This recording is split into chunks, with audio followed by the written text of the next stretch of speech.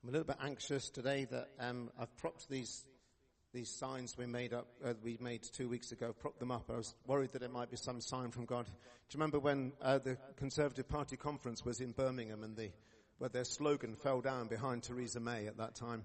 I was a little bit worried that I would, before the same fate, I'd get a little bit carried away and hit the lectern and then the sign falls down and you might think, oh, that's a sign from God. So it's probably just a sign that I should have used blue tack, which I love using for all sorts of things. So if it falls down, interpret it however you might.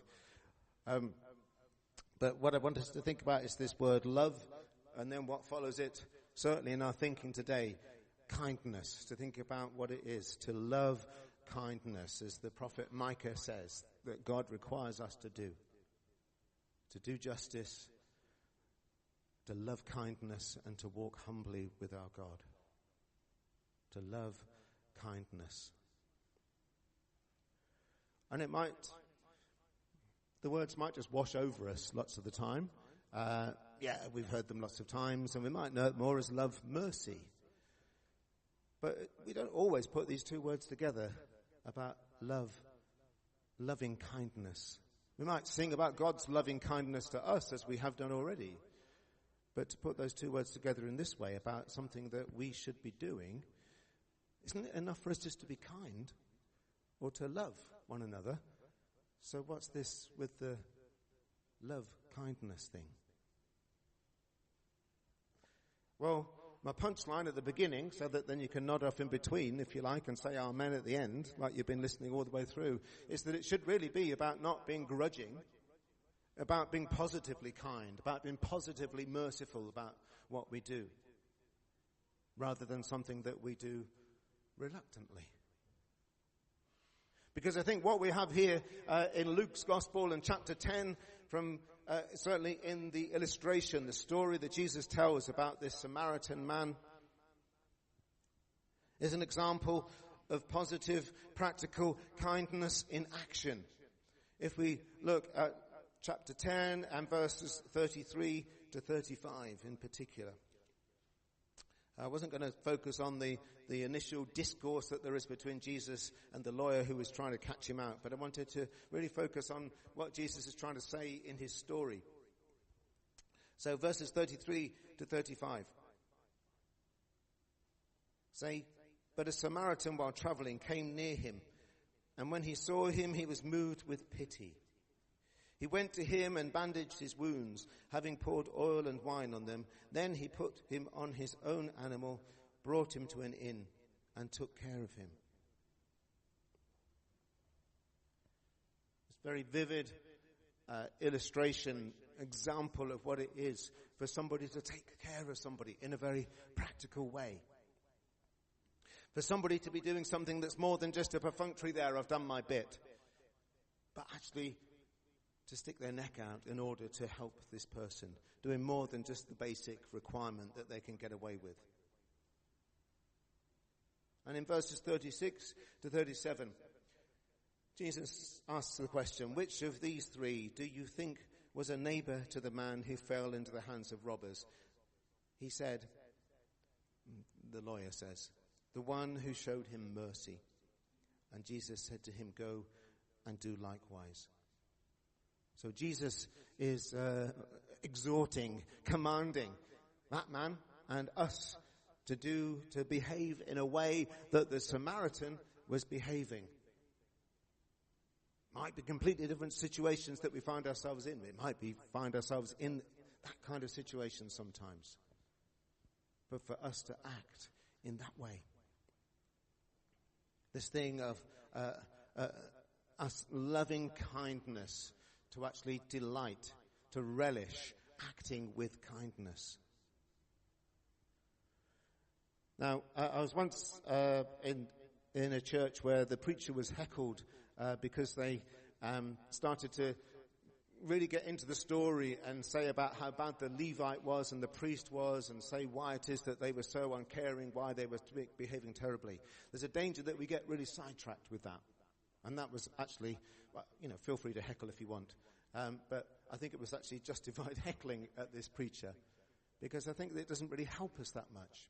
There were very good reasons why the Levite and the priest would not feel it was a good thing for them to get involved with helping this man who has been left for dead at the side of the road.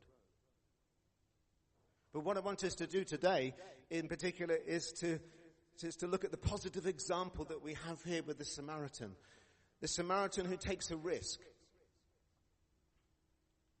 He doesn't know this man who's lying by the side of the road. He might be violent himself. He might have brought the situation on himself.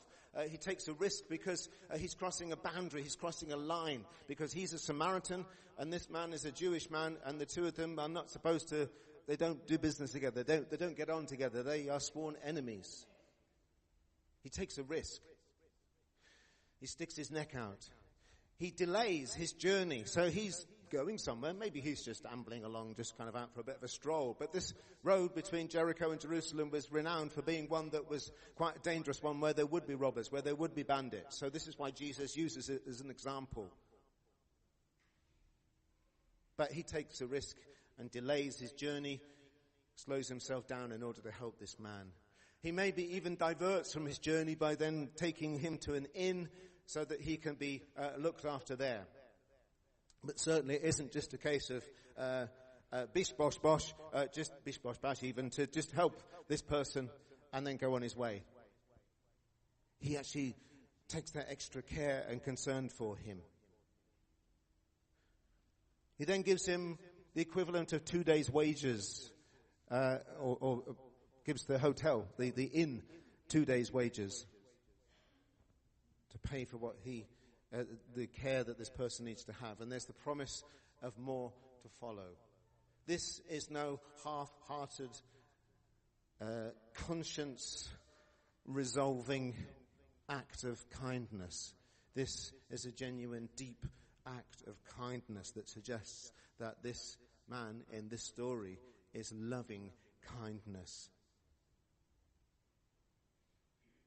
And it's a great example and a challenge for us to recognize that everyone is our neighbor. This is why Jesus asks this question about which one is the neighbor. And why he gives it this story where it is the rival, the enemy, the unclean person who is the neighbor.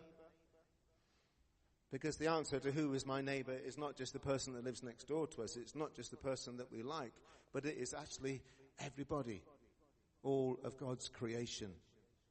These are the people, all of us. We are the people that we should care for.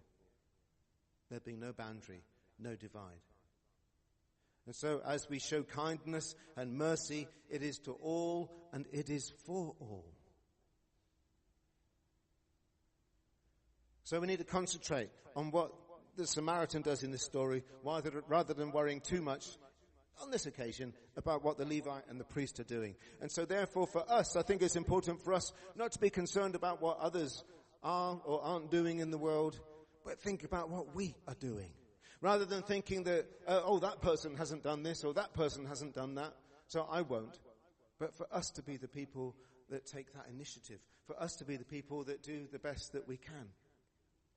You know, if you've ever had the experience of getting oh dear, I'm probably getting into trouble with any builders, mechanics or plumbers here, but they're the best examples I can think of where whenever you get somebody to come in a job that maybe somebody's done a bit of a bad job or just a different job before, it's always a bad job that they've done. And somebody comes and goes, I don't know what they've done here, where they've done it wrong. And sometimes it's maybe because I've done it.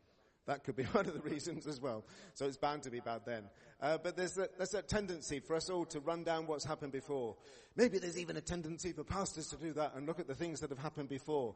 Or if we take over a job of any kind, where we kind of jump to criticize what has gone before. But we need to concentrate on the positive. We need to concentrate on what we can do rather than what somebody else is or isn't doing. In Romans chapter 12, which I hope you all went home the other week and read from start to finish, Paul says, do not be overcome by evil, but overcome evil with good. Overcome evil with good. About doing the positive thing rather than getting caught up in the negative thing. to love kindness in this way. And loving kindness can be about, it's this positive thing that we need to do rather than us being forced to do something, rather than feeling, oh, well, I better do something about this, yeah? So for a short while, when I was about 11, 12, I was in the Boy Scouts. Okay, it didn't last very long in the Boy Scouts. I didn't get kicked out, but I left. I had an interview with the Scout Master, who called me in after we'd been at camp and said that basically I hadn't done enough when we were at camp, because that's the time when you're supposed to get all your badges and things like that. And I was too busy having a good time. And I joined the Scouts because lots of my friends told me it was a real laugh to join the Scouts. Well, I discovered otherwise, really, if you were doing what you're supposed to be doing. But I learnt some things. And one of the things that we had to do, do you remember Bob a Job Week? Yeah, or Bob a Job Week? Anyway, however you pronounce it or emphasize it. But yeah, so the idea is that that you get just a token amount of money, maybe a bob in old currency, and by doing some little odd jobs for somebody, for your neighbours, okay? So I engaged with that. I did that. I was quite excited because you got a little pack of stickers that said "job done," so that then you could get the person to put it in their window, and that's what I did. But the first house that I went to, I did something like sweeping up leaves or something like that, and then I was really keen that the person put the little sticker in their window. But we lived in a tiny village at the time, and so she said, "No, I'm not putting that in my window because there's no point, because nobody else is going to see that. There aren't any more Scouts around here, so I'm not going to put it up." I thought, "Oh, please."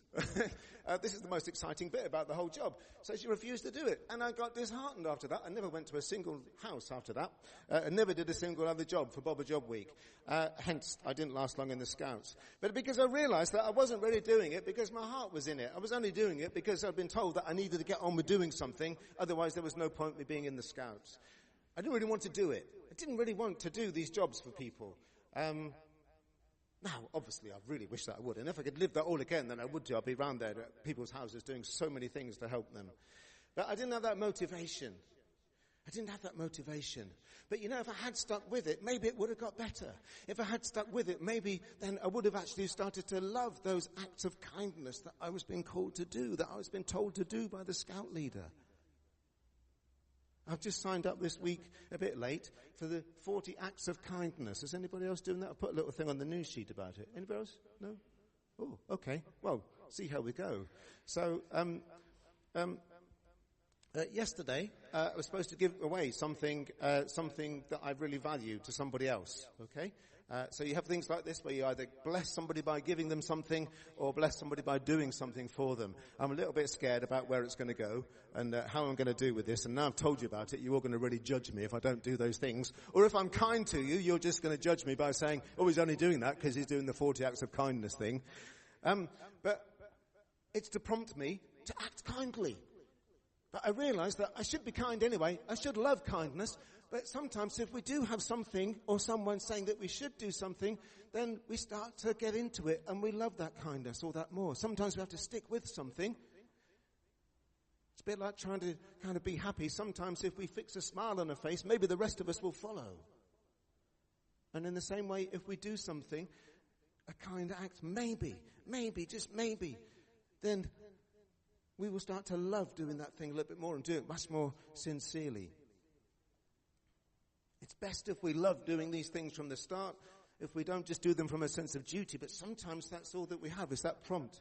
And your prompt today might be because I've been banging on about it this morning. And that might mean that then you start to love kindness even more. So I want to implore us all and encourage us all to keep on doing the thing that we do.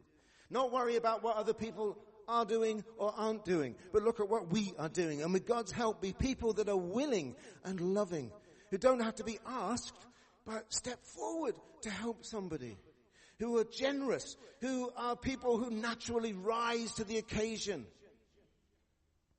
to step up when we're required to do so, even before anybody else notices. And if we're not physically or in a position where we are actually able to do practical things to help people. Maybe we could be people who are in the background supporting and cheering and waving on and celebrating people who are doing generous, loving things, rather than thinking, it wasn't like that in my day. Well, it's too easy for the people to be kind now, isn't it? Because they can just do it by clicking on the internet and give 100 quid to somebody on the other side of the planet. That's easy. But to be people who encourage and bless in that way. To be people who pray for people who are loving kindness in the way that they live. We can all be part of this. Even just thinking and praying positively about these things can make such a difference. So how are we going to show that we love kindness today? Who are we going to help? Who are we going to support? Who are we going to pray for? Can we be people who truly love kindness?